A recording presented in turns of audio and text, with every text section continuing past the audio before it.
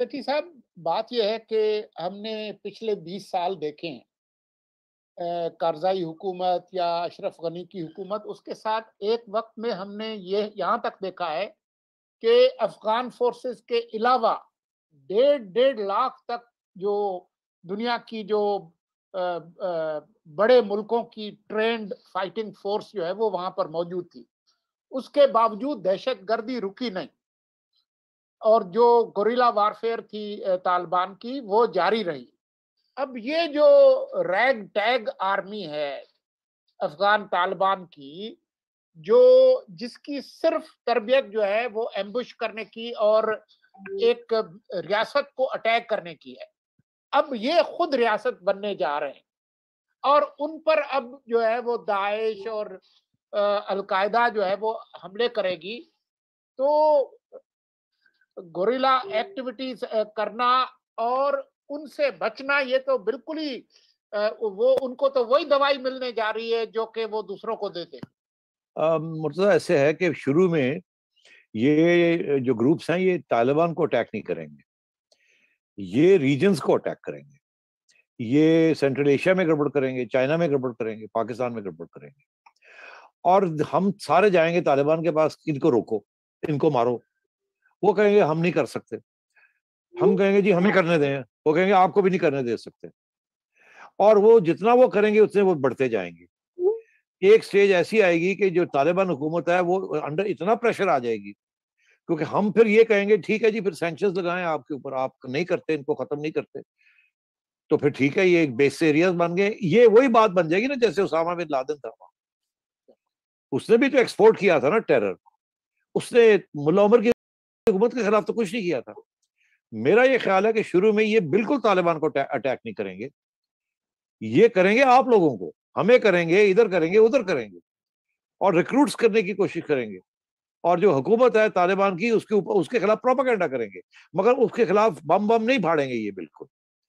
मगर ये है कि जब हमारे खिलाफ ये करेंगे और हम पीटेंगे, रोएंगे यार ये क्या हो रहा है। हमारी तो ये तवक्को थी कि इस किस्म की हुकूमत आएगी जो कि हमारा साथ देगी, ड्यूरेंट लाइन को भी शायद एक्सेप्ट कर ले और कोई नहीं इशू ना बनाए, और ये जो सारे बैठे हुए हैं हमारे हमें तंग कर रहे हैं उनको खत्म करे। मगर वो तो होने नहीं जा रहा। तो ये तजाद जो है, ये कॉन्फ्रंटेशन कॉन्फ्लिक्ट जो है रीजनल एक्टर्स की एंड इंटरनेशनल कम्युनिटी की, ये तालिबान हुकूमत के साथ बनेगी because of what these groups do to you. तो उनकी तो यही कोशिश होगी कि किसी तरीके के साथ तालिबान हुकूमत जो है वो हमारी वजह से कमजोर ना हो, ये इंटरनेशनल कम्युनिटी की वजह से कमजोर हो, ताकि वो फारग हो और फिर हम आए। अगर हमारी वजह से होगी तो फिर हमारे अंदर दरमियान में जंग शुरू हो जाएगी, जिसमें हमें भी नुकसान हो जाएगा। बिल्कुल, बिल्कुल नुकसान। और ये जो पते की बात आपने वही कही है कि अब ये वो करेंगे जो कि हम पहले कर रहे थे 10 साल जिसमें गुज़रे, और अब अफ़गान तालिबान की बारी है। मतलब कमाल रोल रिवर्सल्स यहाँ पे। बट सेठी साहब, ये एक ऐसी चीज़ है कि मैं ये समझता हूँ कि इस पे, और मैं ये बड़ी नेक नियति से कह रहा हूँ कि इसके ऊपर हमारी सिविल और मिलिट्री एस्टेब्लिशमेंट दोनों जो हैं, उनको भी गौर करना चाहिए कि हमने क्या पाया और क्या खोया। ये पिछले 25, ठीक है अमेरिका और ग्लोबल पावर्स, सोवियत यूनियन ने जो किया, अमेरिका ने जो किया, लेकिन जो हमारी पॉलिसीज भी रही हैं, क्या वो शॉर्ट साइटेड नहीं रही? क्या उनमें आज भी हम कोर्स करेक्शन नहीं कर सकते? या अब ये हमने जो चीज़ अनलीश हो गई है, हम उसमें बस अब वी हैव नो एजेंसी? अब आगे बहुत मुश्किल हालात आ रहे हैं आपके लिए। अमेरिका बहुत दूर है, आप यहाँ हैं, आपके ऊपर प्रेशर आएगा, बहुत सख्त प्रेशर आएगा, और आपका दिल करेगा कि मदाखलत करें अफगानिस्तान के अंदर अपने आप को बचाने के लिए। करते हैं तो आप मरते हैं, नहीं करते तो आप मरते हैं। ये बहुत मुश्किल वायर है जिसके ऊपर आपने चलना है, क्योंकि वहां से अटैक्स आएंगी। और यहाँ जो मिलिटेंसी है, जो कि जिसे कहते हैं ना अंग्रेजी में डेमोन्स्ट्रेशन इफेक्ट, तालिबान की कामयाबी हमारे कुछ मिसप्लेस्ड अमीर लोग, एलिट्स वाला बड़े खुश हैं, अमेरिका का ये हो गया वो हो गया। जब यहाँ उस किस्म के जेनेटिक स्टॉक के जो लोग हैं, नाम लेने की जरूरत नहीं है, आप सभी जानते हैं, जी। वो तो बड़े खुश हैं। वो तो अब देखिए उनमें उनमें तो हिम्मत आ गई है कि लो जी, वो वहां ये कर सकते हैं, सुपर पावर को डिफीट कर सकते हैं, हमारे लिए कितना मुश्किल है, नो प्रॉब्लम। हम तो हथियार के बगैर ही we can bring the state to its knees. हथियार तो बात की बात है। आप एक लॉन्ग मार्च करके पहुंचे तो देखे यहाँ टांगे खड़कनी शुरू हो जाती हैं। क्या इनमें इतनी हिम्मत है कि आप उनको रोक लेंगे? वो अगर फ्लड आएगा तो आपने देख ही लिया था, पहले एक मौलाना ले गए फ्लड, तो जनाब वो मौलाना थे, वो तो फिर भी डिसिप्लिन लोग थे बेचारे, उन्होंने तो एक गमले को नहीं तोड़ा। मगर यहाँ और भी बड़ी फोर्सेस है। सेठी साहब औरों को छोड़ दें, टीएलपी ने लाहौर में जो कुछ किया और फैजाबाद में अब जो नाम कुछ लेने की किया, जरूरत नहीं है, मगर अब ठीक है ना, समझते हैं लोग। टीएलपी की तो बात कर सकते हैं ना, वो तो एक ऑर्गेनाइजेशन है, वो तो बैंड है। हाँ बैंड भी है और उनके नहीं, पार्लियामेंट अच्छा के आप, अंदर मेंबर्स अच्छा भी है। चले मैं कहना ये चाहता हूँ कि ये इस्लामाबाद में लाल मस्जिद पर झंडा लहराया। कल न्यूयॉर्क टाइम्स की स्टोरी जो है, जो कि हम we love to hate foreign media के जी एंटी पाकिस्तान बातें होती है, उसमें सबसे पहले या दूसरे पैराग्राफ में जिक्र है कि तालिबान ने वहां पे कब्जा किया, इस्लामाबाद की मस्जिद, अहम मस्जिद के ऊपर या मदरसे के ऊपर वो झंडा लहराया। अब देखिए तो रजा फिर यही इमेजेस जा रहे हैं ना बाहर।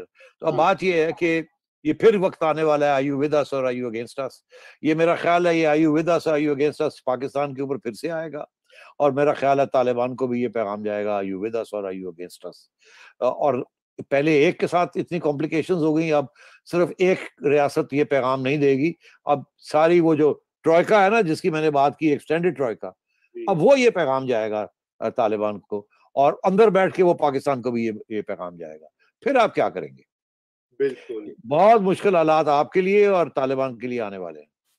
और सेठी साहब, ये जो हालात हैं, जो टेररिज्म के हवाले से, दहशतगर्दी के हवाले से, सिक्योरिटी के हवाले से जो मसाइल हैं, वो तो हैं ही, लेकिन अमेरिका की एक बहुत ही ह्यूमिलिएटिंग एक शिकस्त हुई है अफगानिस्तान में, पेंटागन की, उनके इंटेलिजेंस की और उनके इत्तेहादियों की, जिस तरीके से उनको यहाँ से जाना पड़ा है, तो उसमें उनका अपना जितना भी कसूर होगा, लेकिन जो पाकिस्तान पे जो गुस्सा है, उसकी तो आवाजें आपको नजर आ रही हैं एक अमेरिकन आवाज नहीं है, मीडिया में। हाँ, बहुत सारे बिल्कुल थिंक टैंक्स में। सब जगह पे उन्होंने ये कहा कि जी बात ये है कि वो तो ठीक है जो हुआ हमारे साथ, हमारी तो गलतियां हैं ही, और हमारे साथ पाकिस्तान ने भी हाथ किया है, और वो अब अपने आप को बचाने के लिए सारा जो वहाँ की एस्टेब्लिशमेंट है वो कहीं ना कहीं तो ढूंढेगी ना, किसी न किसी को। शुरू में तो वो जो बाइडन के ऊपर जा रहा है, जो बाइडन जो है वो शिफ्ट कर देगा सारा कुछ। डोनाल्ड ट्रंप ने भी शिफ्ट कर दिया था, और वो शिफ्ट किसके ऊपर करेंगे? आप ही के ऊपर करेंगे, और उनके पास कौन है शिफ्ट करने को? बिल्कुल। तो मैं आप दोनों को ये बताता हूँ कि अमेरिकन मीडिया को चूंकि मैं फॉलो कर रहा हूँ, रोजाना 15-20 चीजें तो मैं पढ़ता हूँ और बात भी करता हूँ। इस वक्त जितना नेगेटिव पब्लिक ओपिनियन पाकिस्तान के बारे में बन चुका है, वो कहीं ज्यादा है। आज से जो पहले डू मोर वाले दिन भूल जाइए, अब तो बकायदा पनिश, पीनलाइज, सैंक्शन, इस तरह के अल्फाज इस्तेमाल हो रहे हैं। और मैं आप जॉन बोल्टन का आर्टिकल आपने पढ़ा, ब्रूस राइडल को आप देख लें, और बेतहाशा थिंक टैंक्स जो है, Brookings, Carnegie, you name it. बिल्कुल, मैं समझता हूँ कि ये इस वक्त एक बहुत बड़ा टेस्ट है हमारे फॉरेन ऑफिस का, इमरान खान का और जनरल बाजवा साहब का, कि वो इसको देखें और इस चीज के ऊपर फौरी तौर पर वो एक्ट करें, ना कि हालात को मजीद बिगड़ने दें। रजा एक बात कहूंगा जी कि ये रोना धोना कि हमने बड़ी कुर्बानियां दी हैं, आपने दी होंगी, अब वो बात आगे नहीं बढ़ सकती, इसकी ये खत्म हो गया ये बयानिया। आपने बड़ी कुर्बानियां दी हैं, आपने दी होंगी, आपने जो कुर्बानियां दी हैं वो ज्यादातर पाकिस्तानी तालिबान के खिलाफ है, और आपने जो क्या कुर्बानी दी है वो लोग हैं जो कि जिनके साथ आप एक जमाने में पीस डील्स कर रहे थे, उनके साथ कुर्बानियां दी हैं।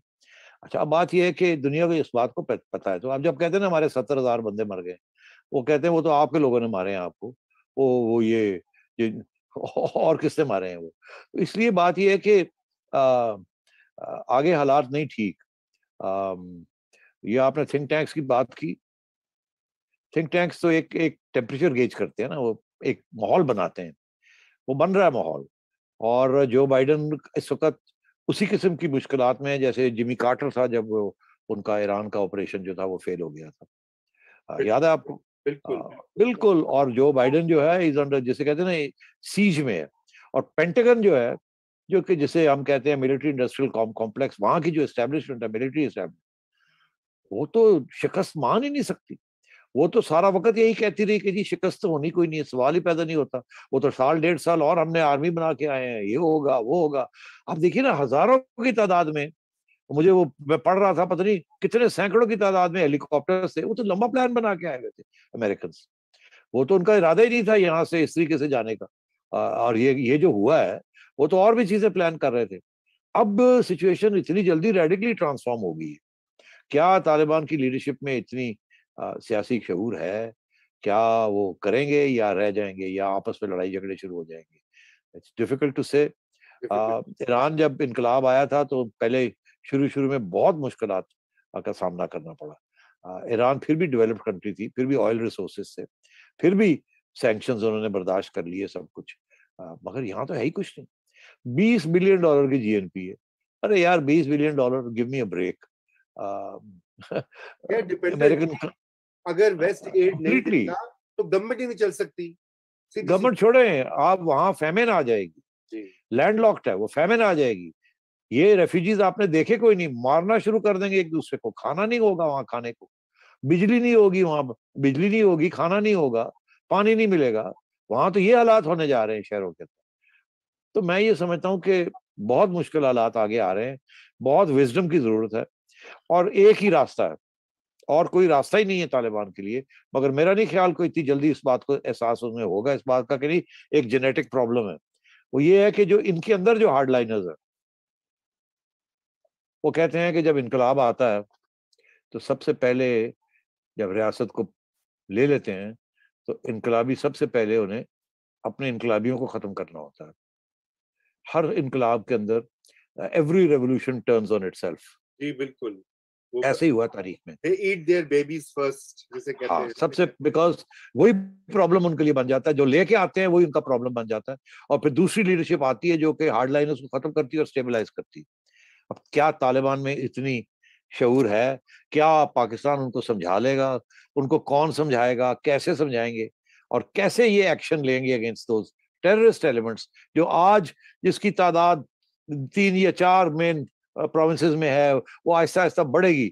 जैसे जैसे तालिबान की इकोनॉमी फेल होगी, जैसे जैसे तालिबान के ऐसे लगेगा कि कॉन्टैक्ट्स वेस्ट के साथ बढ़ रहे हैं, उतनी उतनी एलियनेशन होगी। या तो ना कुछ खाने पीने को मिले, कुछ ठीक ठाक हो जाए, वो तो होगा नहीं। तो ऐसे होगा कि ये फेल हो गई है। और नीचे से जो आएगा वो बाय द वे, या वो वॉरलॉर्ड्स फिर रीबर्स आज बन जाएंगे, वो फिर छोटे छोटे पॉकेट्स बन जाएंगी अपने वॉरलॉर्ड्स की, और along ethnic lines and regional lines. या ये है कि वो भी बनेंगे और अलकायदा और आईएस ये भी उभरेंगे। तो और केओस और अनार्की मुझे नजर आ रही है, और शायद सेपरेटिज्म एंड रीजनलिज्म, बिकॉज जब ऐसी सिचुएशन होती है तो एनीथिंग कैन हैपन। बहुत मुश्किल हालात आ रहे हैं, initially for the Taliban and then for us and then for the international community. बिल्कुल बिल्कुल जी, थैंक यू सेठी साहब। हमारे कुछ व्यूअर्स कह रहे हैं कि जी आज 2 घंटे का प्रोग्राम करें। एक सेकंड जी, और डिप्रेशन हो जाए। रजा, कोई 10 मिनट पहले व्हाइट हाउस ने रिपोर्टर्स को ये बताया है कि सदर बाइडेन को सिचुएशन रूम में ये बताया गया है कि अनकरीब कुछ और अटैक्स वहां पे एयरपोर्ट पे होने वाले हैं।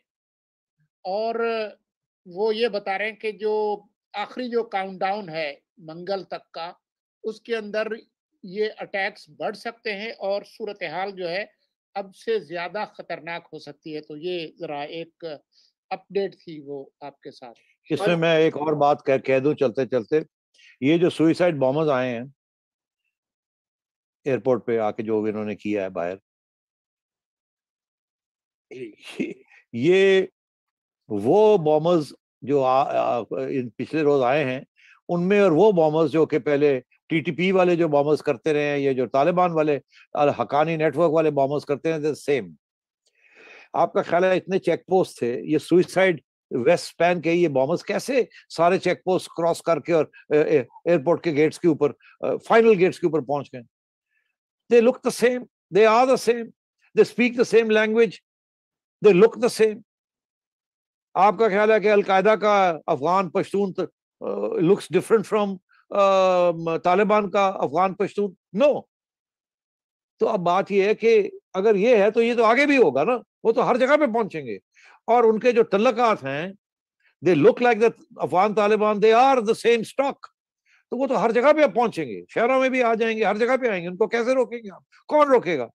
हो सकता है कि उनमें से साथी भी उनको मिल जाएं पुराने अपने, जो एक जमाने में तालिबान का हिस्सा थे, और वो जब तालिबान ने नेगोशिएशन शुरू की तो वो टूट टूट के इधर आ गए। तो ये तो अब बड़े इस किस्म के इश्यूज बनने आ रहे हैं। अब नई वॉर ऑन टेरर 2.0 ही होगी ना, फिर अब यही होगा। सैयदी साहब, हालात उसी तरफ जा रहे हैं। तो बहरहाल हम हमारा वक्त खत्म हो चुका है। Thank you so much. एक हमारे कमेंट जो करें, उन्होंने कहा कि जी आज तो 2 घंटे का शो करें प्लीज। तो हमने कहा नहीं, गिव अस अ ब्रेक। तो सैयदी साहब, thank you so much for thank you the really apt analysis, और थैंक यू सोलंकी साहब फॉर ज्वाइनिंग अस, एंड खुदा हाफिज। थैंक यू खुदा।